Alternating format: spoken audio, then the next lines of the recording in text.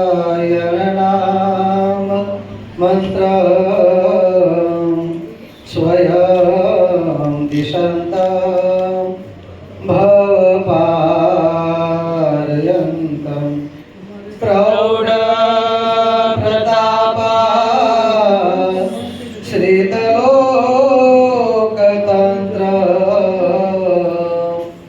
શ્રી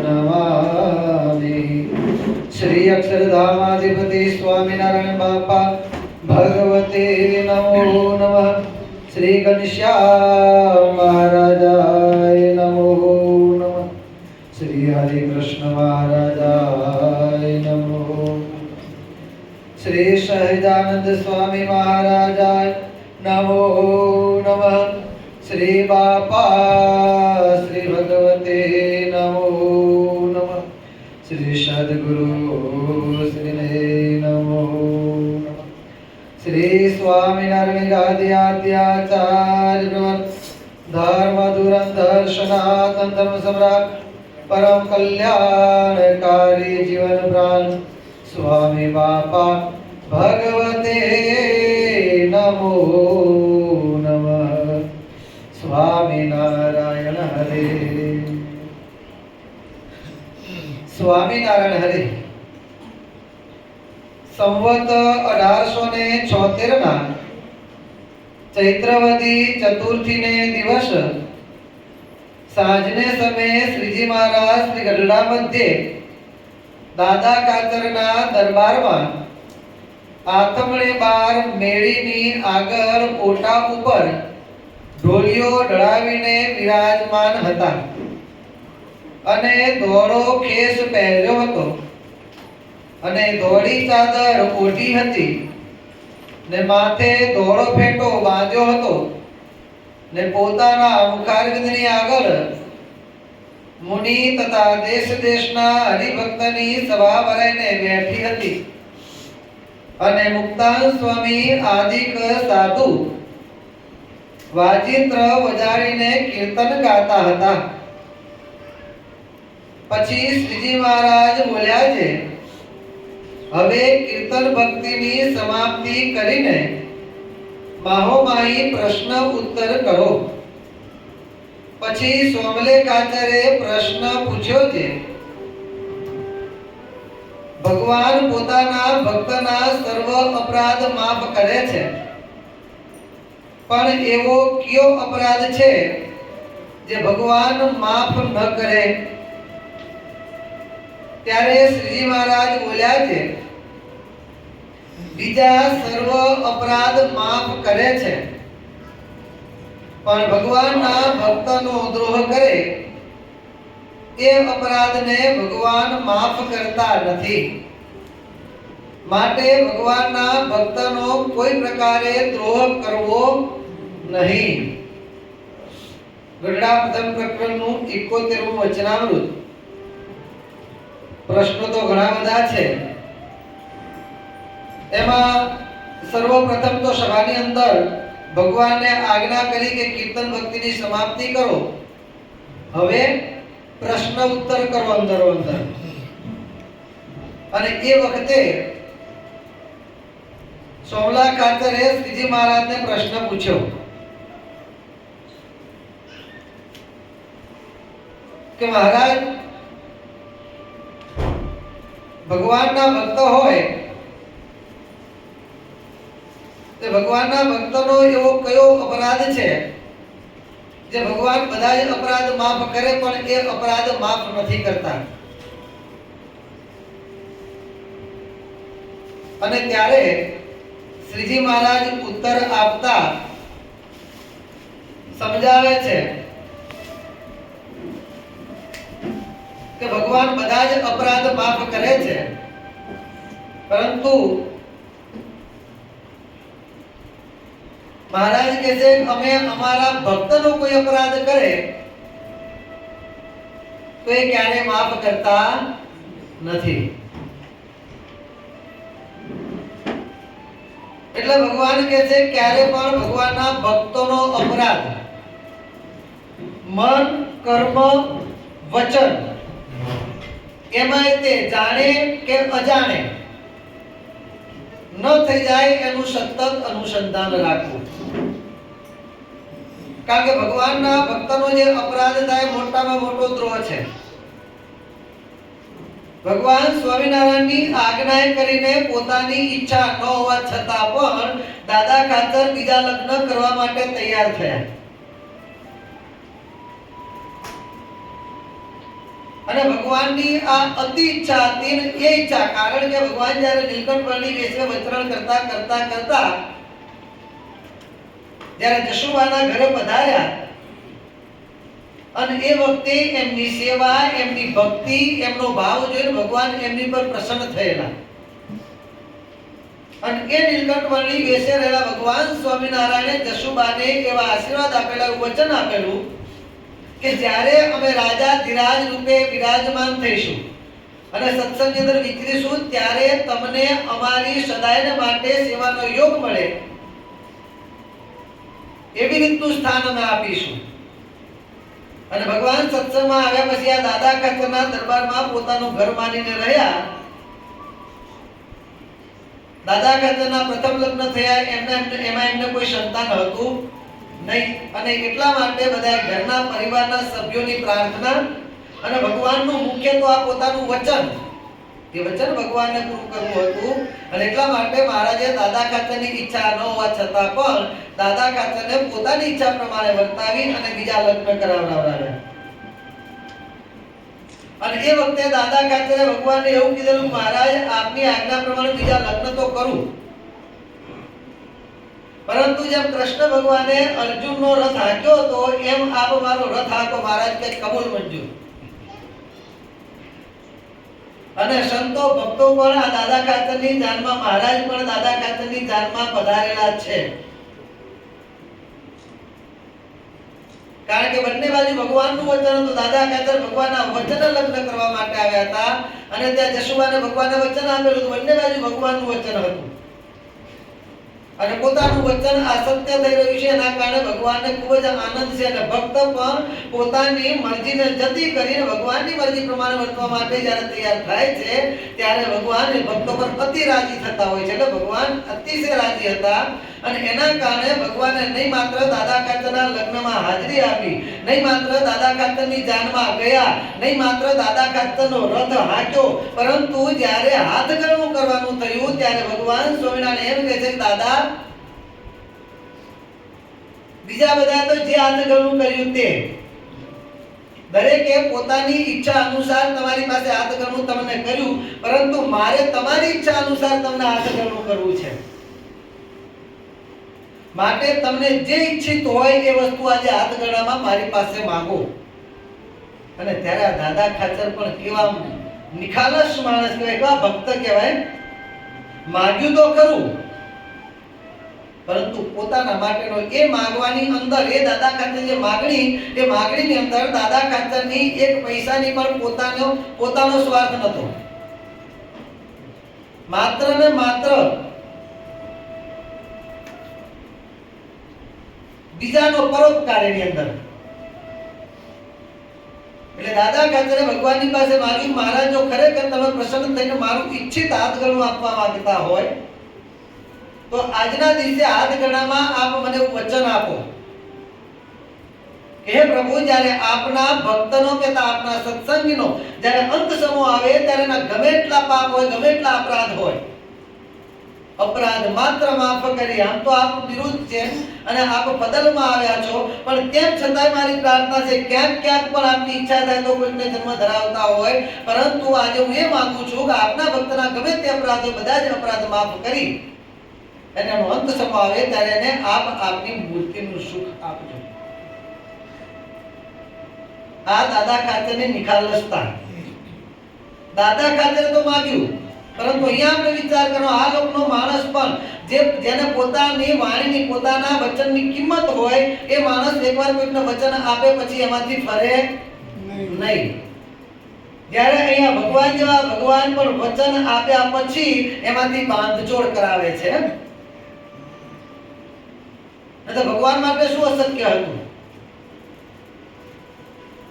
પણ તેમ છતાંય ત્યાં ભગવાન બાંધછોડ કરે છે. દાદા ખાતર કે દાદા અમારા કહેવાથી તમે માગ્યું વાત સાચી છે અને તમે માગ્યું મારે આપવાનું એ પણ વાત સાચી, પણ એમાંથી થોડુંક બાકાત રાખીશ. શું કહે છે મહારાજ કે એમાંથી થોડુંક બાકાત રાખી. દાદા કહે છે કે મહારાજ શું બાકી રાખશો આપ? અને ત્યારે મહારાજ કહે છે દાદા ગમે તે અપરાધ હશે બધા જ માફ કરી દઈશ, અને મારો અપરાધ કર્યો હશે એને પણ હું માફ કરી દઈશ, પણ દાદા મારા ભક્તનો અપરાધ કર્યો હશે, ભલે મેં વચન આપી દીધું છે, વચન આપ્યા પછી ફરાય નહીં, પણ આ વસ્તુમાં હું આટલી બાંધછોડ કરું છું. મારા ભક્તનો કોઈ અપરાધ કરશે એ અપરાધને હું ક્યારેય પણ માફ કરીશ નહીં. કારણ કે આવા જે ભક્ત ભગવાનના એકાંતિક ભક્ત હોય એ ભક્તને તો ભગવાન વશ વર્તતા હોય છે. કેટલા વશ વર્તતા હોય છે કે ભગવાન કદાચ એવા ભક્તને ભક્તની પ્રાર્થના કરીને ભગવાન બીજા ભક્તને માટે પુરાજી થયા હોય તો પણ ભગવાનનો રાજીપો અપાવવો એવા આવા જે પ્રેમી ભક્તોના પ્રાર્થના કે ભગવાન જે પુરાજી જે ભક્તો પર થયા ને એ પર પ્રસન્ન થતા હોય છે. અને શાસ્ત્રમાં એટલા માટે એવું કહેવાય છે હરિ રૂઠે ગુરુ ઠોર હે, ગુરુ રૂઠે નહીં ઠોર. ભગવાન કદાચ નારાજ થયા હોય તો ભગવાનના સ્થાને વિરાજમાન હોય એવા જે સત્પુરુષ અથવા તો ભગવાન જેના વશ વર્તતા હોય છે સંતો ભક્તો એમની પાસે જઈએ ને એમને પ્રાર્થના કરીએ અને જો એ ભેગા ભળે તો ભગવાન ગમે એવા નારાજ થયા હોય તો પણ ભગવાન એ ભક્તો ઉપર રાજી થતા હોય છે. પરંતુ ભગવાન જ્યારે વશ વર્તતા હોય એવા ભક્તને જ્યારે નારાજ કરીએ ભગવાન તો આ ધોઈ જ નાખવાના છે. હવે ભક્ત નારાજ થયા છે અને ભગવાનના ભક્તનો અપરાધ કર્યો, ભગવાન તો રાજી થવાના જ નથી. એટલે હરિ રૂઠે ગુરુ ઠોર હે, ગુરુ રૂઠે નહીં ઠોર કહેતા ભગવાન નારાજ થયા, ભગવાન કોપાયમાન થયા હોય તો છૂટવા માટેનું સ્થાન હજુ ભગવાનના સત્પુરુષ અથવા તો ભક્તો છે. તો જ્યાં ભક્ત જ નારાજ થયા હોય એવું આપણે કાર્ય કરીએ પછી છૂટવાનો કોઈ આરો છે નહીં. નારદજી ફરતા ફરતા એક ગામમાં ગયા. એક સત્સંગીએ નારદજીને કીધું નારદજી તમે આવ્યા સારું કહેવાય, આગતા સાગતા બધું કર્યું. ભક્ત બહુ જ પ્રેમી હતા, ભક્તિવાળા હતા, ભગવાનની ભક્તિ કરતા બધું જ કરતા. એ નારદજીને જ્યારે જવાનો સમય થયો ત્યારે પેલા ભક્ત નારદજીને કહે છે કે નારદજી ભગવાનની આટલી ભક્તિ કરું છું બધું જ બરોબર છે, પરંતુ જે હશે તે ભગવાનની મરજી, પણ જાણવા માટે કે ભગવાને મને નિસંતાન રાખ્યો છે, મને સંતાનની પ્રાપ્તિ ક્યારે થશે? તમે તો સ્વર્ગમાં પણ જાઓ છો, છેક ભગવાન સુધી તમે જાઓ છો, તમારી બધી ગતિ છે, તો ભગવાનની પાસે જાઓ ખાલી ભગવાન એટલું પૂછજો મને સંતાન પ્રાપ્તિ ક્યારે? આપો એવું તો નથી જ કીધું, પણ શું કીધું? મને સંતાન પ્રાપ્તિ ક્યારે થશે? નારદજી કે કશો વાંધો નહીં, એમને કેમ એમાં ખર્ચો કરવાનો હતો? ઘણા એમ કે સ્વામી તમારી ભેગા આવીએ, પેલો કે આવીએ જામની ગાડી જગ્યાએ તો અમે આવો કેળમાં તેડવાનું થશે ત્યારે ના પાડીશું. એમ નારદજી કે મારે શું વાંધો, મારે જવું આવું ખાલી પૂછવું જ છે, આમાં કઈ વજન પાછળ ઉપાડવાનું નથી. એટલે નારદજી આ પ્રમાણે પાછા ફરતા ફરતા ફરતા ભગવાન પાસે પહોંચ્યા. ભગવાનની પાસે જેમ કહે છે ભગવાનને કહે છે પ્રભુજી આ બધી જગ્યાએ ફરું છું. એક જગ્યાએથી એક ભક્તે આવું પૂછાયું છે આપની બહુ ભક્તિ કરે છે, પરમ ભક્ત છે, નિષ્ઠાવાળા ભક્ત છે, અને એને પણ નથી કીધું ભગવાન મને કેમ નથી આપતા, મને આપે એમ કહેજો, જલ્દી મને પુત્રની પ્રાપ્તિ, એવું નથી, ખાલી મને ક્યારે પુત્રની પ્રાપ્તિ ક્યારે થશે આટલું એ ભક્તે પૂછાવ્યું છે. હે પ્રભુ એ ભક્તને પુત્રની પ્રાપ્તિ ક્યારે થશે? ને ત્યારે ભગવાન એમ કહે છે નારદજી એ ભક્તને આ જન્મે તો પુત્ર પ્રાપ્તિ નથી, પણ 7 જન્મ સુધી પુત્ર પ્રાપ્તિ નથી. કઈક સારા સમાચાર હોય તો આપણે આનંદ ભેજી આપવા માટે, આવા સમાચાર કેમ આપવા? આ જન્મમાં પુત્ર પ્રાપ્તિ માટેની પ્રાર્થના કે પૂછાવડાવે છે, એને 7 જન્મ સુધી પુત્રની પ્રાપ્તિ નથી. હવે એને મારે કહેવું કેમ છે? કારણ કે જઈશ તો મને પૂછશે, મારે જવાબ શું દેવો? અને ભગવાનના સમાચાર છે એમાં ખોટું તો બોલાય નહીં, મારે જવાબ શું દેવો? એટલે નારદજી એ બાજુનો રસ્તો ટાળવા માંડ્યા. એમ કરતા કરતા વર્ષ 5 વર્ષ 10 વર્ષ 15 વર્ષ વીત્યા પછી નારદજી ચટપટી જાગી. કારણ નારદજી નામે આ લોકના માણસને જાતું નહીં, તો નારદજી માટે તો કહેવાય છે ચટપટી બહુ જાગે. નારદજીને ચટપટી જાગી, હારું પેલાનું થયું શું? હજુ એ ભક્તિ કરે છે નથી કરતો, ભગવાનની નિષ્ઠામાંથી ડગ્યો છે કે શું થયું છે જોગ તો ખરો. અને જ્યાં નારદજી એના આંગળે ગયા તો આંગળાની અંદર 5 દીકરાઓ રમતા હતા, નાની મોટી મોટી ઉંમરના બધા. નારદજી પૂછે છે તમે કોના દીકરાઓ છો? તે આ ભાઈ ના કે છે. નારદજી થઈ ગયા આ શું કે છે? પેલા ભક્તને મળ્યા તરત જ પાછળ સીધા ભગવાનના દરવાજે. આવા ખોટા મજા ભગવાન ફેન આવું કરો છો એમ. અને ઉતાવળા ભગવાનની પાસે પહોંચ્યા છે, હાંફતા હાંફતા આવ્યા છે. નારદજી ભગવાનને પૂછવાની તૈયારી કરે છે, પણ જેવા નારદજી અંદર એન્ટ્રી મારે પૂછવાની જાય કે પહેલા તો ભગવાન પેટ પકડીને ગુલાટિયા મારવા માંડ્યા, બૂમો પાડે, બચાવો બચાવો, મરી ગયો, મને કાંઈક થાય છે, કે મને કાંઈક થાય છે, બચાવો, કાંઈક દવા કરો.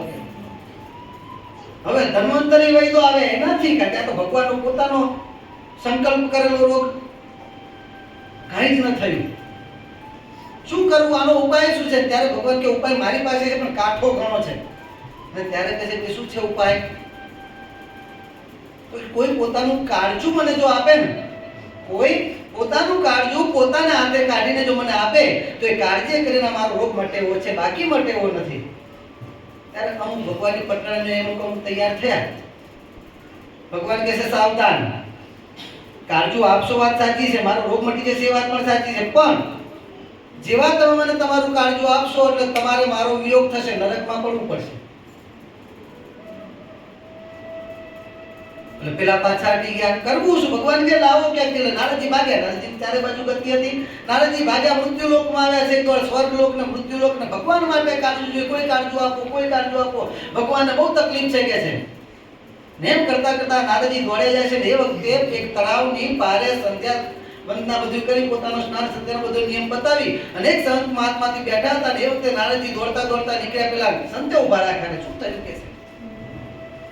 ભગવાનને આવું થયું છે. ઉપરની બધી જ વાત કરી, કાળજું જોઈએ છે. સંતે પોતાની જોડીમાંથી છરી કાઢી. સંતની જોડી બધું એવો હા, મારા સંતોની બેગમ તમને છરીઓ મળે, સાચું કહું છું. આમાં હશે છરી, આમ તો રાખતો નથી. મહાપૂજા કરવા ગયા તો રાખી દે, આમાં છરી હશે. સંતની જોડીમાં હોય છે ને. એટલે પેલા સંતે તરત પોતાની જોડીમાંથી છરી કાઢી અને કાળજું કાપવા માટે તૈયાર થઈને ત્યારે પેલા નારજી ઉભારો કે છે, કારણ કે તમે જેવા કાળજું આપશો એટલે તરત તમારે નરકમાં જવું પડશે. ત્યારે પેલા સંત કહે છે કે એક નહીં 7 નરક આવે, પરંતુ મારા કાળજાથી ભગવાનનો રોગ મળતો હોય તો મને એની કાંઈ ચિંતા નથી કે છે.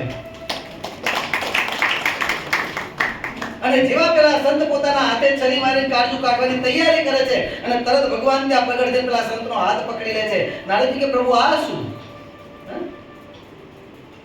આ શું કે છે? તમે હમણાં તો બીમાર હતા, આવી ચેષ્ટા કરતા હતા, હજુ કોઈ કાળજું આપ્યું નથી અને એટલી વારમાં સાજા થઈને આ પ્રગટ થયા, મને ખોટો દોડાવ્યો. ત્યારે ના ભગવાને કહે છે, નારદજી તારા પ્રશ્નનો ઉત્તર આપ્યો છે. મારા પ્રશ્નનો શું ઉત્તર? મેં તો કઈ પ્રશ્ન પૂછ્યો નહીં, પણ પૂછવા તો આવ્યા હતા ને. તમારો પ્રશ્ન શું હતો કે ભાઈ પેલાને 7 જન્મ સુધી પુત્ર પ્રાપ્તિ નહોતી ને એના આંગળે આજ જન્મે 5 દીકરાઓ કેમ રમે છે? આ તમારો પ્રશ્ન હતો. હકીકતમાં એને 7 જન્મ સુધી પુત્ર પ્રાપ્તિ હતી જ નહીં, પરંતુ નારદજી જે માણસ મારા માટે કાળજું આપી શકે ને એ પુત્ર પણ આપી શકે છે. આ સંતના આશીર્વાદ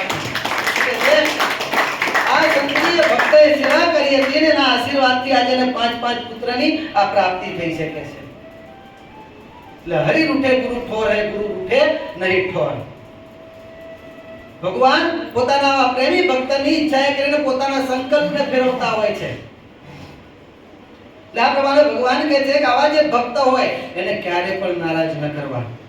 એટલે દાદા ખાચરને કહે છે કે મહારાજ કહે છે કે તમારા હાથ ગણામાં તમે માગ્યું વચન આપવાનું, પરંતુ આટલું બાકાત રાખો કે મારા ભક્તનો જો અપરાધ કર્યો છે તો અમે ક્યારે પણ માફ નહીં કરીએ. માટે અમારા ભક્તનો ક્યારે પણ મહારાજ કહે છે અપરાધ કરશો નહીં.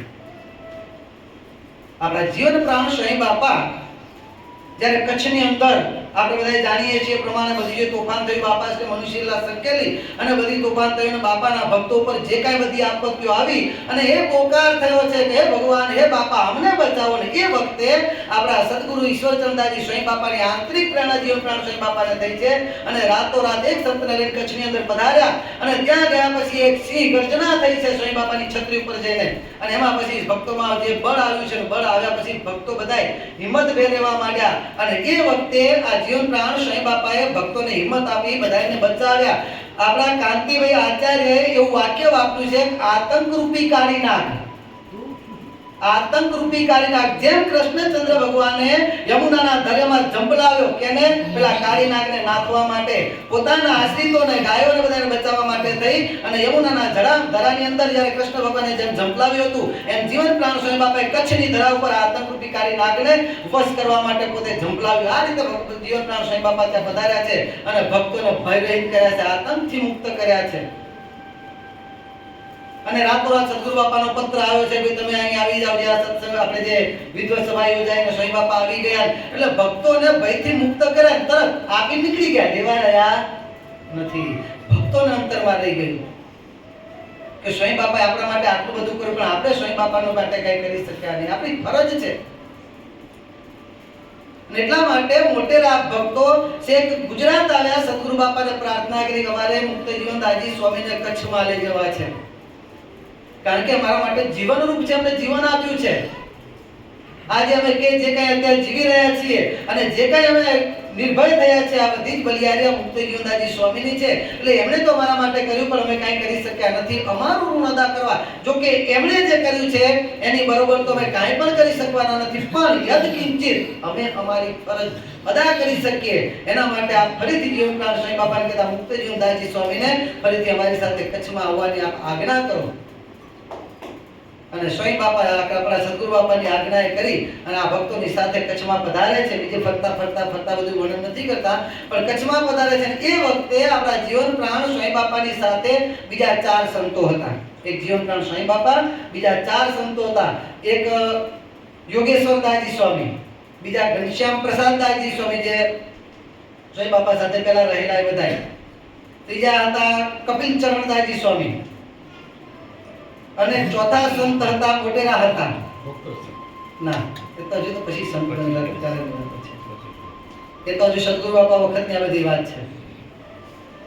અને આ 5 સંતો જ્યારે આપણા સદગુરુ 4 સંતો જ્યારે આપણા જીવન પ્રાણ સ્વયં બાપાની શાસ્ત્રી વલ્લભદાસજી, અને આ 4 સંતો ને 5મા જીવન પ્રાણ સ્વયં બાપા કચ્છમાં પધાર્યા છે. અને ત્યાં ગયા પછી જ્યારે જીવન પ્રાણ સ્વયં બાપા આવ્યા સમાચાર મળે, ગામથી બધા ટોળે વળ્યા છે. જીવન પ્રાણ સ્વયં બાપાના દર્શન કરવા માટે, સ્વયં બાપાને મળવા માટે, સ્વયં બાપાને પ્રાર્થના કરવા માટે, અને જે સ્વયં બાપા આખા કચ્છમાં ચાલતું હતું, રાહ જોતા હતા. સ્વયં બાપા ત્યાં પધાર્યા છે, બધા દોડીને ભેગા થયા છે. છત્રી પર સ્વયં બાપા પધાર્યા છે, છત્રીથી આવવાનો આખો રસ્તો આખો ભરાઈ ગયો છે, આખું વર્ણન કરેલું છે એમાં. સ્વયં બાપા પણ બધા જ ભક્તો પોતાની દ્રષ્ટિમાં પડે અને બધા જ ભક્તોને પોતાના દર્શનનો લાભ મળે એના માટે સ્વયં બાપા ટેકરી પર ચડ્યા છે. કારણ કે એટલી લાઈન લાગી છે રસ્તા ઉપર લાંબી, ટેકરી પર ચડીને જીવન પ્રાણ સ્વયં બાપા બધા જ ભક્તોના પ્રેમને નિહાળી રહ્યા છે. અને એમાં એવું લખેલું છે કે આ ભક્તોનો પ્રેમ, એમની જે તલસાટ, આ બધું જોઈ દોડીને આવે છે. સ્વયં બાપા વિચાર કરે છે કે આમના માટે મેં કરીને કર્યું પણ શું છે, આ પણ એમની મહાનતા છો. સ્વયં બાપા શું વિચારે છે કે આમના માટે મેં કર્યું પણ શું, તેમ છતાં ભોળા ભક્તો બિચારા જોવો તો ખરા કેવા ગાંડા તૂર થઈ અને મારી પાસે દોડતા આવે છે. અને એ વખતે સ્વયં બાપા મનોમન એમ વિચાર કરે છે કે મને ખબર નથી પડતી કે આમાં મને એમના થવાનો મને આનંદ મળે છે કે એમને મારા થવાનો આનંદ છે. એવો અંદર ગુરુ શિષ્ય વચ્ચેનો પ્રેમ આમાં સલકાય છે. એ વખતે આ પ્રમાણે બધું ચાલે છે અને સ્વયં બાપાને પ્રાર્થના કરીને લાવ્યા છે. સ્વયં બાપાના ઉપકારનો બદલો આમ તો આગળ કહ્યું પ્રમાણે પણ યદ કિંચિત આપણે કંઈક કરવું છે. આવા ભાવથી જ્યારે સ્વયં બાપાને લાવ્યા છે એટલે પછી સ્વયં બાપાનો સમાગમ, સ્વયં બાપાની સેવા, સ્વયં બાપાની રાજી કરવા, ભક્તોની તો લાઈન લાગી હોય અને આવે તો સ્વયં બાપા જોડે બેઠા હોય વારી પડે લાઈન લાગી જો આવે, બધા આવે ક્યાં બેસે? જીવન પ્રાણ સ્વયં બાપા પાસે. એક તો જીવન પ્રાણ સ્વયં બાપાએ આવા કપરા કાળમાંથી પોતાને બચાવ્યા હોય, જ્યારે આશા માત્ર તૂટી ગઈ હોય કે અમારું હવે કોણ, શું થશે, અમારું સંબંધો તૂટવા માંડ્યા હતા, આવી પરિસ્થિતિ ઊભી થઈ હતી અને વાડીઓમાં સંતાને રહેવું પડે, આવી પરિસ્થિતિઓ ઊભી થઈ હતી. અને એ વખતે જીવન પ્રાણ સ્વયં બાપાએ બચાવ્યા હોય, જીવન પ્રાણ સ્વયં બાપા પ્રત્યેનું આવું આકર્ષણ, આવો ભાવ, અને એમાંય પાછા જીવન પ્રાણ સ્વયં બાપાને ક્રાંત દ્રષ્ટા. જીવન પ્રાણ સ્વયં બાપા એટલે જે કૃષ્ણનો આપણે જે ભગવાન સ્વામિનારાયણ માટે જે કૃષ્ણ શબ્દ બીજાની ચિત્તની વૃત્તિને ખેંચવી, આકર્ષવી, કૃષ્ણ ધાતુ ખેંચવું, એવું જીવન પ્રાણ સ્વયં બાપાની મૂર્તિમાં બીજાને આકર્ષણ કરવાનું એક સામર્થ્ય, એવું એક એમનું જે દર્શન હતું, એવું સામર્થ્ય હતું, એવી આકર્ષકતા હતી.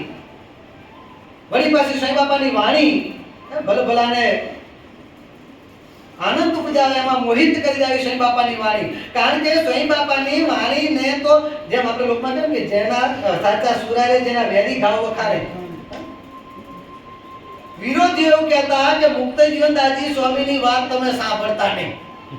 જો એમની વાત તમે સાંભળી ગયા ત્યાં સ્વામિનારાયણ જાદુ તમારી પર જાદુ થઈ જશે. એને તેવું જ દેખાય છે.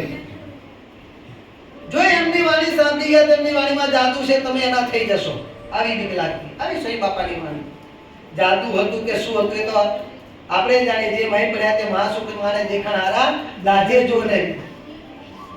પરંતુ એને તો એવું દેખાય દાજતા એટલે આવી સ્વામી બાપાની વાણી અને સ્વામી બાપાની જે કાન દ્રષ્ટા કીધી પ્રમાણે આગળ આગળ વધારવા માટે કંઈક ને કંઈક નવું આવું સ્વામી બાપાનું જે વક્તવ્ય હોય, આવી માર્ગદર્શન હોય, એના કારણે જુવાનિયા હોય કે બધાનું સ્વામી બાપા બાજુ આકર્ષણ.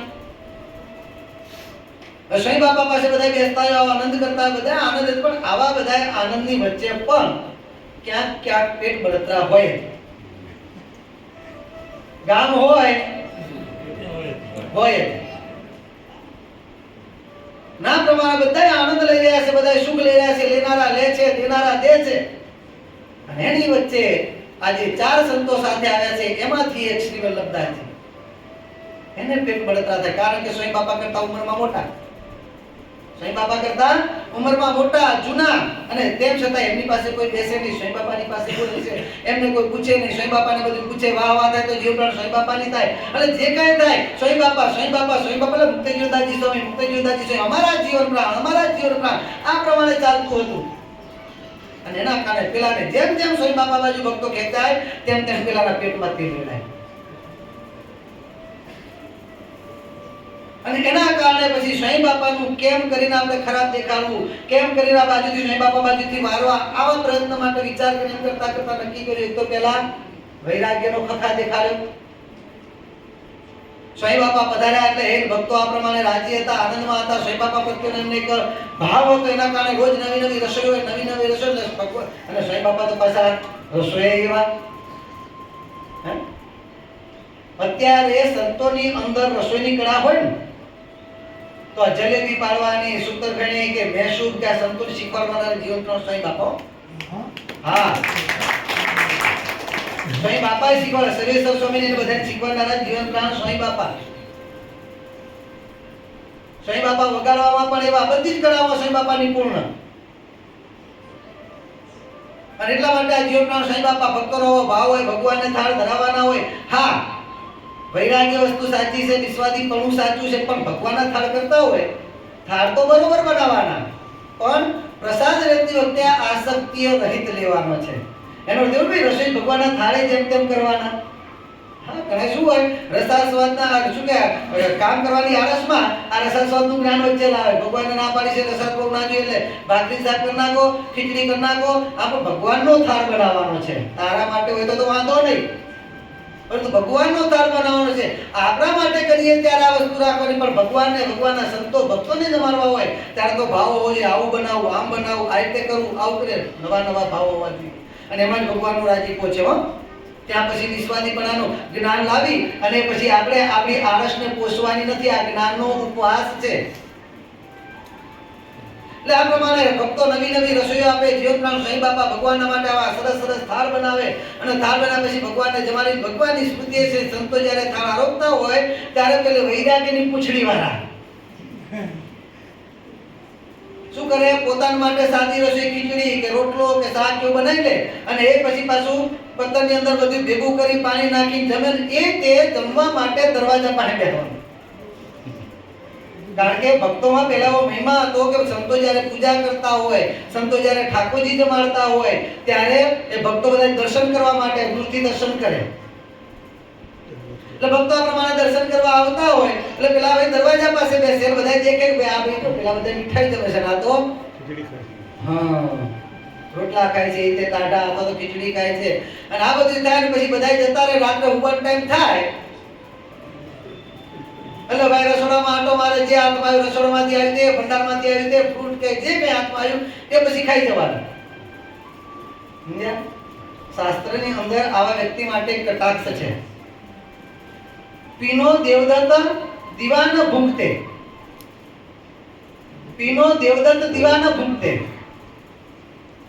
એની અંદર એ ખાતો નથી એ પ્રમાણ કર્યું છે અને ખાય છે એ પણ પ્રમાણ કરેલું છે. હા, પણ ખાય છે એ સાયલેન્ટ રાખ્યું છે અને ખાતો નથી એ સ્પષ્ટ કર્યું છે. પીનો દેવદત્ત દીવાનો ભૂખતે, એટલે પીનો કહેતા જાડિયો, જાડો કેમ થાય? હે? હા, લોક મેં સમય ખાઉં હું ખાતો નહીં કાઈ તો એ શરીર ખોટી વાત છે. ખાય એ બધાનું શરીર ન વધે વાત સાચી, પરંતુ વધે એ તો ખાવાથી જ વધે નક્કી છે. ખાય એ બધાનું ન વધે પણ વધે એનું તો ખાવાથી જ વધે. એટલે શાસ્ત્રની અંદર આ તે કટાક્ષ મારે છે. પીનો દેવદત્ત દીવાનો ભૂમતે કહેતા જાડિયો દેવદત્ત, વર્ણન કરતા રૂપિયાનું જાડિયો એટલે મૂળ ખાવા વાળો. અને પાછું ન ભૂમતે નથી પણ દીવાનો ભૂમતે, નથી ખાતો ના લાગે પણ દિવસે ખાતો નથી, એટલે રાત્રે તો નક્કી થયું. સ્પષ્ટ કેમ કરવું પડે? કેટલા પૂરતું છે માટે. એટલે કટાક્ષ એટલે આવો વ્યક્તિ એ બધા દેખે ત્યારે આપણો વૈરાગ્ય દેખાડે, પછી રાત્રે જે આ બધું ખાઈ લેવાનું આ કરો એ પ્રમાણે કોઈ દેખાડે, કોઈ શું વાતો કરે. જોયું કે છે આ જુવાનિયા સાધુ છે, બાપાશ્રી ના પાડી ભાઈ સરખાને સજાતીને બહુ હેત રાખવું નહીં, કારણ કે સજાતીમાં હેત હોય એ તો હંમેશા દોષ બાજુ જ પ્રેરે. એટલે સજાતી છે જુવાનિયાને વળી વૃદ્ધ પાસે બેસવું આ રીતે આજ્ઞા કરી છે. અને આ બધા જુવાનિયા બધા ભેગા થાય, પાછું ભગવાને કીધું નિસ્વાદી વર્તમાન રાખવાનું, અને આ સ્વાદ છે એમાં જ બધા વિકારે. અને શાસ્ત્રમાં પણ કહ્યું છે, શું કહ્યું છે? ભાઈ વૃદ્ધાવસ્થા આવી પછી વિકાર શાના, તેમ છતાંય પોતાના વખાણ, હા પોતાના વખાણ, વૃદ્ધાવસ્થા આવે પછી વિકાર છે ને તેમ છતાંય મારી આટલી ઉંમરથી હું કેટલું ધ્યાન રાખું છું, જુઓ તો ખરા કે છે. અને આવા માણસને બીક બહુ હોય, ખારું હું કરું છું, લોકો જોવે છે કે નહીં જોતા, ને દેખાડવાની ઈચ્છા થાય. એક તો આ પ્રમાણે બધાની સાથે પોતે આવું સાધુ લઈને બેસવાનું, એ પાછું દરવાજે બેસવાનું, તોય સંતોષ ન થાય કે હજુ નહીં જાણતા હોય તો, એટલે જણાવવા માટે પેલા પીરસવા માટે આવ્યા હોય એટલે પેલો ભાઈ તેરી ભાઈ દાગીના પહેરવાનો એટલે દેખાડ આમ મૂકી જાય, એ આમ કરી જાય તો સામે આખું બોલો દેખાડ્યું કેના જેવું છે આ બધું. વાત બીજી કરતા ઈશારો કરીને પોતાની પાસે જે કાંઈ હોય હાથું ખોટું પણ દેખાડવા માટેની ઈચ્છા થાય. આવા માણસને, સંતોષી માણસને, એટલે આ પ્રમાણે કહે છે ભાઈ ઉંમર થઈ ગઈ પછી વિકાર છે ને તેમ છતાંય મારી આટલી ઉંમર થઈ છે, અને જો તો ખરા કેટલું ધ્યાન આપ્યા જોવાને બધા રોજ નવી રસોઈ તમે આમ છે ને તેમ છે. વિચાર કરો કે હા મારે કહેવું કોને, કોઈકને તો પકડું, અને આ મારું ક્યાંક મારું ગાડું ચલાવવું, એમ કરીને બધે વિચાર કરતા આમાં આપણે શીખવાનું છે. આવા માણસો શોધતા જ હોય છે કે મારી ટપકી ક્યાં વાગવાની છે, શોધતા જ હોય છે. આપણે પણ ધ્યાન રાખવાનું છે, આપણું ચારિત્ર્ય એવું હોવું જોઈએ કે કોઈ પણ માણસ શોધતો હોય ત્યારે એની નજરમાં આપણે ના હોવા જોઈએ, ચારિત્ર્ય આપણું એવું હોવું જોઈએ. અને એમાં જેટલી મોટી પોસ્ટ એટલું વધારે ધ્યાન રાખો કે આવા માણસો મોટાને જ પકડે, પોતાનું કામ કરાવવું એટલે મોટાને જ પકડે. એટલે આ પ્રમાણે બહુ ધ્યાન રાખવાનું છે. પેલો માણસ આ પ્રમાણે જોયા રાખે છે કે આમાંથી મારે કોને પકડવા ને એમ કરતા નારાયણપુરના બે વડીલોને પકડ્યા, એક લાલજી ધનજી અને બીજા એમના જ ભાઈ હરજી ધનજી. જે આપણે બાપસની વાતોમાં ધનજીભાઈની વાત આવે છે ને એમના જ દીકરા એ ધનજીભાઈ પણ મોટેરા હતા, એમના દીકરા પણ અત્યારે ધનજીભાઈ તો ધામમાં ગયા, અત્યારે એમના દીકરાઓ મોટેરા હતા. અને એમને પકડ્યા એટલે પેલા ધીમે બધી વાતો કરી, આમ છે તેમ છે, બાપાએ આવું કીધું, બાપા વખતની શું વાત ને આમ ને તેમ બધું કરતા હવે બાપાએ બધું ચલાવ્યું હતું એવું હવે રહ્યું નથી, હવે બધું બગડ્યું છે. એ વખતે આપણે વાત કરી પ્રમાણે સત્સંગ હવે પહેલા જેવો, હવે સત્સંગ પહેલા જેવો છે ભાઈ, સત્સંગ તો એવો ને એવો જ છે, કારણ કે સત્સંગના ધણી એના એ જ છે. જે વખતે તને સત્સંગ સારો જણાતો હતો એ વખતે જે ધણી હતા આજે પણ એના એ જ ધણી છે. તારી દ્રષ્ટિમાં ખામી છે, કરું તારી આંખમાં પડ્યું. હા, જેને પીળું દેખાય એને કમળો થયો વાત સાચી છે, પરંતુ બધાને પીળું દેખાય ત્યારે દેખનારને કમળો નથી થયો, ત્યારે વસ્તુ જ પીળી છે, ત્યારે વસ્તુ જ પીળી છે. એટલે આ પ્રમાણે તમે મોટા નામ ત્યાં પકડી લાય એટલે આ નજર કરતા આ બે ઉપર નજર પડી, તમે મોટા છો, નામ છે તેમ છે, પછી એમને ચડાવવા માટે તમે આ મોટા કહેવો. આ પ્રમાણે હવે સત્સંગ બગડી ગયો છે કે છે, પેલા જેવું રહ્યું નથી. તમે સત્સંગમાં મોટેરા કહેવાય, બાપાએ તમને મોટા કર્યા છે, જવાબદારી તમારી છે. અને આ પ્રમાણે જ્યારે તમે મોટેરા કહેવાઓ, તમે આમ કર્યું, તમારા પિતાશ્રી આવા આમ હતું, માટે જવાબદારી તમારી ભા કર્યા. અને વખાણ થાય એટલે માણસને તરત જ સાચું લાગે. અને મોટામાં મોટી ખોટ છે હો. જીવનમાંથી પડતી થવાની મોટામાં મોટી શરૂઆત ક્યાંથી થાય છે? તો જ્યારે પોતાના વખાણ કરવાનો વ્યક્તિ જ્યારે સત્ય વક્તા લાગે, સમજી લેવાનું ત્યારથી આપણી જીવનની પડતી થવા માંડી. સમજે શું કીધું? વખાણ કરવાનો વ્યક્તિ જ્યારે આપણને, આપણા વખાણ કરવાનો વ્યક્તિ જ્યારે આપણને સત્ય વક્તા લાગે, આ સ્વામી જ સાચા છે હો. આપણા વખાણ કરે એટલે સાચા. પછી એની દ્રષ્ટિએ આપણે જોવા માંડીએ એટલે પોતાના વખાણ કરવાનો જ્યારે સત્ય વક્તા લાગે, સમજી લેવાનું ત્યાંથી આપણી પડતી શરૂ થઈ. ત્યાં બે જણને લાગ્યું કે આ સ્વામી સાચા છે, કારણ કે માનના પોટલા ઠલ્યા, બા કર્યા, મોટા કર્યા, અને એના કારણે પછી સાચું લાગી ગયું. અને પછી તો ચાલ્યું એમ કરતા એકદમ કઈ કીધું નહીં, કારણ કે બધા ભક્તો આટલા બધા દોડતા હતા, આ બધું ચાલતું એમ કરતા કે ભાઈ જીવનપ્રાણ સાંઈ બાપાને સત્સંગ પ્રચાર કરતા કરતા કરતા જ્યારે નારાયણપુર પધારવાનું થયું અને એ વખતે સાંઈ બાપાની પાસે એકાંતમાં બેઠા, ત્યારે સાંઈ બાપાને કહે છે સ્વામી કોણ? લાલજી ધનજી અને હરજી ધનજી. જીવનપ્રાણ સાંઈ બાપાને કહે છે સ્વામી તમે જુવાનિયા, આ બધા છોકરાઓ જુવાનિયા, આ જુવાનિયા તમે બહુ ભેગા બેસો એ સારું નહીં કહે છે. વિચાર કરો સાંઈ બાપાને, કારણ કે જ્યારે માનના પોટલા ઠલવાય તમે મોટા ને મોટા કરે એટલે માણસ પછી ક્યાં જાય છે? સદગુરુ બાપાએ જેને આધ્યાત્મિક મોક્ષની કુંજી સોંપી છે, સદગુરુ બાપાએ કીધું આમની આજ્ઞામાં રહેજો, અને સાંઈ બાપા પધાર્યા ત્યારે જો ખબર નહોતી કે આ સદગુરુ બાપાના સંત છે, આવું શું થાય શું નહીં, સાંઈ બાપાએ બળ તો પૂર્યું, એમની વાતોમાં આનંદ આવે છે, બળ પુરાય છે, હિંમત આવે છે, પણ હારું હોય કોઈ દેશ પલટો કરીને આવ્યા હોય ને આપણને છેતરી જાય અને આપણને બધાને પછી પોલાઈ પછી ક્યાંક બાંધી એટલે કેમ જાળામાં બાંધી ફસાવી દે, એની જેમ કરે તો કે છે. એટલે વિશ્વાસ ના આવ્યો ત્યારે ભક્તોએ સદગુરુ બાપાને સરસ પત્ર લખ્યો છે, અને સદગુરુ બાપાનો પત્ર આવ્યો છે કે મુક્ત જીવનદાસજી સ્વામી આવ્યા, એ બાપા શ્રી આપેલા વચન તમારી રક્ષા કરવા માટે બાપા વતી આવ્યા છે. એટલું જ નહીં એ સંત આવ્યા, અમે પોતે આવ્યા છીએ એમ માનજો. આવો તો સદગુરુ બાપાનો પત્ર આવ્યો છે, બધાએ વાંચ્યો છે, બધાએ જાણે છે. અને આપણે મોતના મુખમાં હતા, જેમ ઓલા આઘાસુરે બધાને પોતાના પેટમાં લઈ લીધા, કૃષ્ણ ભગવાન લઈ ગયા છે બધાને કાઢવા માટે, એમ આપણે પણ મોતના મુખમાં હતા અને આતંકરૂપી અજગરના મોઢામાંથી કાઢનારા જીવનપ્રાણ સાંઈ બાપા છે એ પણ જોયું છે. પણ જ્યાં માંગ મળ્યું બધું જ ભૂલાઈ ગયું. સાંઈ બાપાને કહે છે સ્વામી તમે જુવાના છોકરાઓ જુવાન, આ જુવાના બહુ ભેગા થયો સારું, એમાં ત્યાગી છો તમે, આ બધું સારું નહીં. અને તમે જુવાની અવસ્થામાં નવી રસોઈ, કારણ કે જીવનપ્રાણ સાંઈ બાપા જ કીધું છે કે સાધુને તો આવે એટલું બધું શિકાર ગ્રહણ કરવું નહીં, માટે થોડુંક માફ રાખો તો સારું. સાંઈ બાપા શું કહે છે? થોડુંક માફ રાખો તો સારું. ત્યારે જીવનપ્રાણ સાંઈ બાપા કહે છે કે ધનજીભાઈ તમને કોઈ કે ચડાવે અમને ખબર છે, એ જે હોય સ્વામી, પણ તોય સારું, આમ કરો તો સારું. અને ત્યારે સાંઈ બાપા કહે છે ધનજીભાઈ તમે એમ માનો છો કે અમને ગુજરાતમાં ખાવા નતું મળતું એટલે કચ્છમાં આવ્યા છીએ? સાંઈ બાપા કહે છે સાંઈ બાપા એમ કહે છે તમે એમ માનો છો ગુજરાતમાં ખાવા નતું મળતું માટે અમે કચ્છમાં આવ્યા છીએ? અરે ગુજરાતની વાત તો મૂકો, સાંઈ બાપાનું આગળનું જીવન પણ જુઓ. બધા મોટા મોટા શેઠિયાઓ પોતાના પુત્ર તરીકે સ્વીકારવા આખી પોતાની પેઢી સોંપવા માટે તૈયાર હતા, એને જીવનપ્રાણ સાંઈ બાપાએ લાત મારી છે. આફ્રિકા જીવનપ્રાણ સાંઈ બાપાને જવાનું હતું, સદગુરુ બાપાના વચના સત્સંગની સેવા મારા તમારા ઉદ્ધાર માટે સાંઈ બાપાએ એને લાત મારી છે. અને સાંઈ બાપાએ ન ધાર્યા જેવું કરી બતાવ્યું, મણિનગર ધામની સ્થાપના કરી અને વિચારતા હતા શું કરવાના તો કરી ગયા, ખબર પડી કરી ગયા. અને ત્યારે આબુની અંદર આચાર્ય મહારાજે જીવનપ્રાણ સાંઈ બાપાને કીધું છે તમે પાછા આવી જાઓ, તમને કાલુપુરની મહંતાઈ આપી દઈએ. સિદ્ધાંતો એ મારા આત્માને તમારે ન જોઈએ કે છે આ જીવનપ્રાણ સાંઈ બાપા. અને એમને પેલા એમ કે તમે આ પ્રમાણે આમ કરો. સાંઈ બાપા કે અમને ખાવા નતું મળતું, અમે સંત નથી થયા, અને ગુજરાતમાં નતું મળતું માટે કચ્છમાં આવ્યા છીએ, એવું નથી. આ તો ભક્તોનો ભાવ છે. એટલે ભક્તોને રાજી કરવા માટે કાજાણીનું 5મું વચનામૃત ભગવાનના રૂપમાં શેના માટે પ્રગટ થાય છે? પોતાના પ્રેમી ભક્તના ભાવ પૂરા કરવા માટે ભગવાન પ્રગટ થાય છે.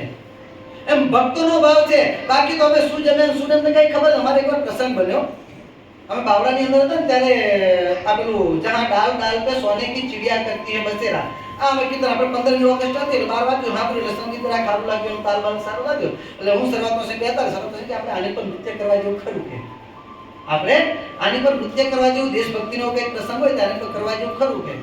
એટલે અંદર બધું સાંભળ્યું કર્યું, બધું સારું લાગ્યું. પછી મણિનગર વાત કરી, પછી એટલે અત્યાર સુધી આપણે શું આપણે કીર્તનો પર નૃત્ય કરતા, તો કરવું કે ના કરવું. એટલે બાપા જોડે જે નૃત્ય કરવાવાળા સંતો, પછી જે મુનિભૂષણ સ્વામી ને બધા થોડા સંતો બધા ભેગા થયા, ત્યાં બેઠા.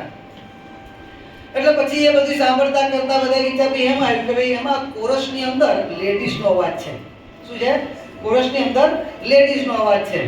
ત્યારે આપણા મુનિભૂષણ સાહેબ બોલ્યા કે આપણે જે સંતો રાસ રમે છે એ જે આપણા રાસ રેકોર્ડિંગ છે એમાં કોરસમાં લેડીઝનો અવાજ તો છે જ, આપણે એમાં નૃત્ય કરતા હોઈએ છીએ એમ એક સામાન્ય રીતે, કારણ કે એ બેકમાં હોય હાવ. અને ત્યારે પ્રેમમૂર્તિ બાપા કે હું તો કેમાં તો કદી સાંભળ્યું તો કેમ ના, હું ભક્તો કેમ નાચે છે, શું કરે છે, મેં લેડીઝનો અવાજ છે, અમને કઈ ખબર એ નથી.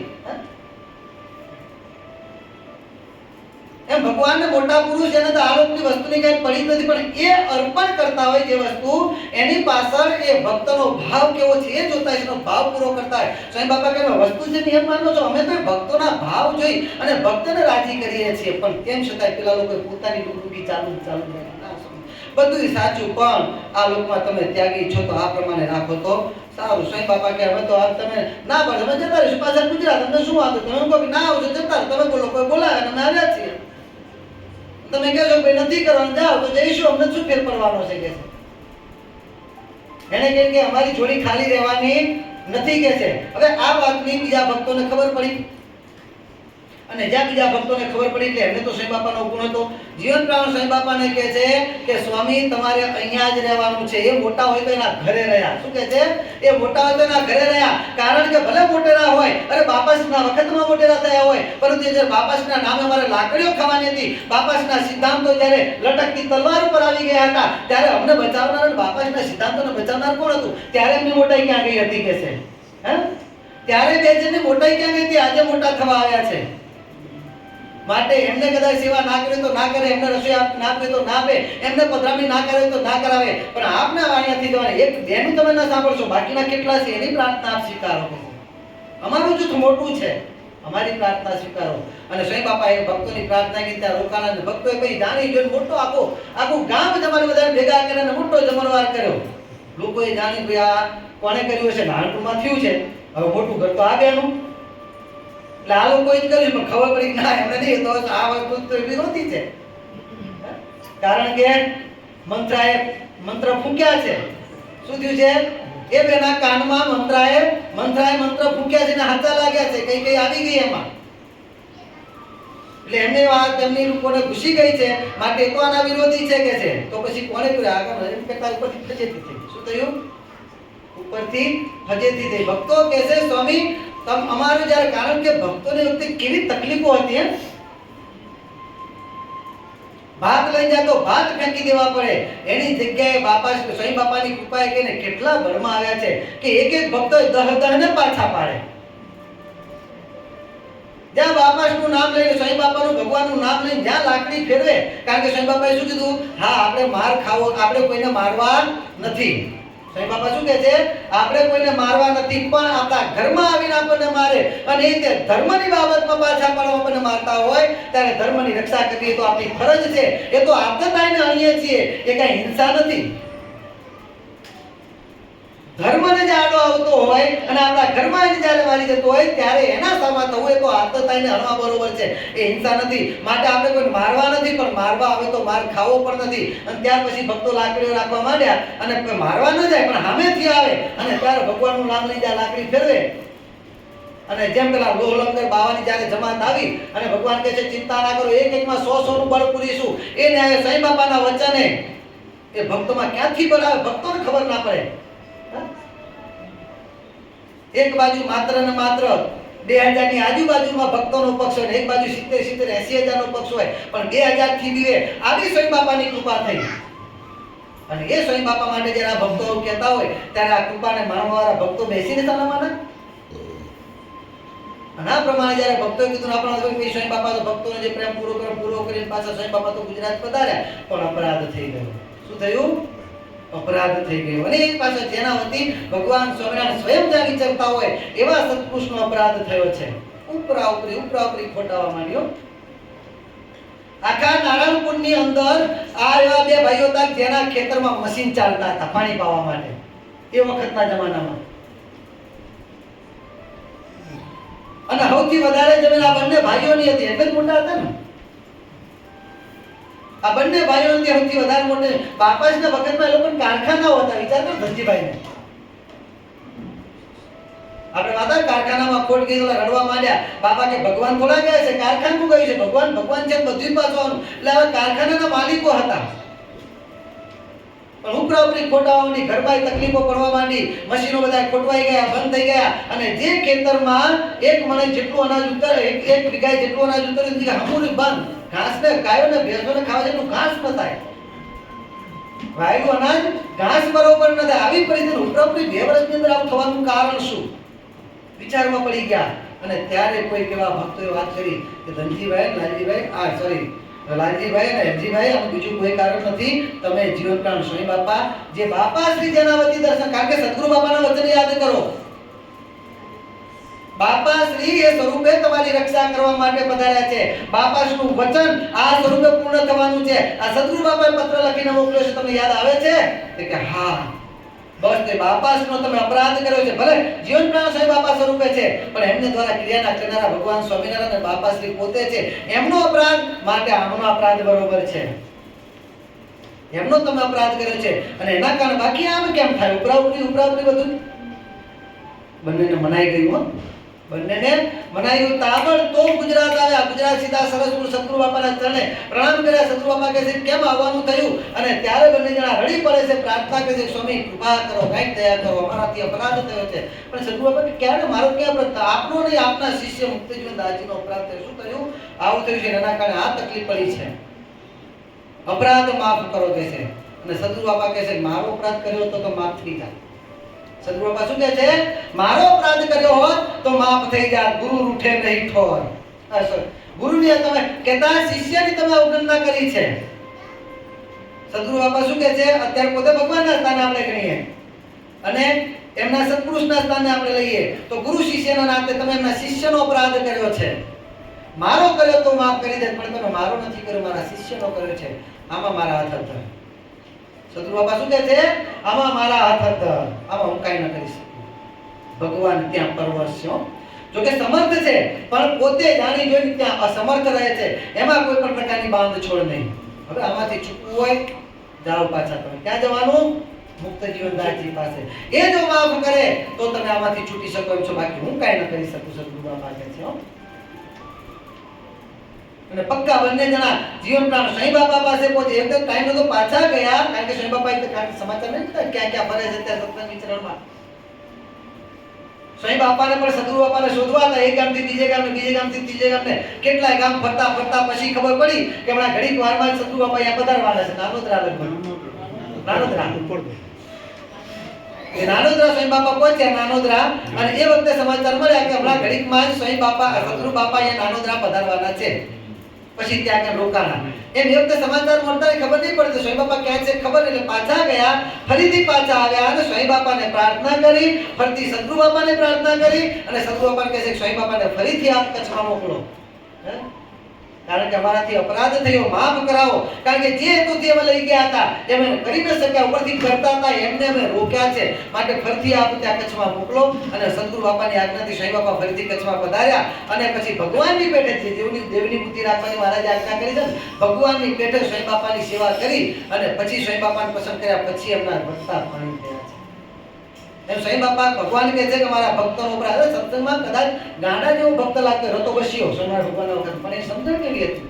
મહારાજની આજ્ઞાથી લોકો કીધો ને અડધી રાત હોય તો શું થઈ ગયું?